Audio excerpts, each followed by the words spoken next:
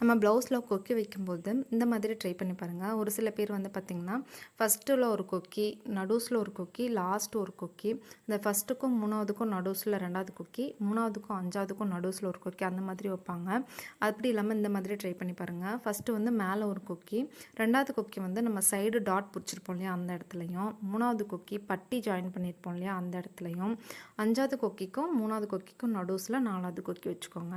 அதாவது ஃபஸ்ட்டு கொக்கி வந்து மேலே, 2வது கொக்கி நம்ம சைடு டாட் பிடிச்சிருப்போம் இல்லையா அது, 3வது கொக்கியிலேருந்து மற்ற 3 கொக்கியுமே அந்த பட்டி ஜாயின் பண்ணியிருப்போம் இல்லையா அந்த பட்டிக்குள்ளே வர மாதிரி வச்சுக்கோங்க.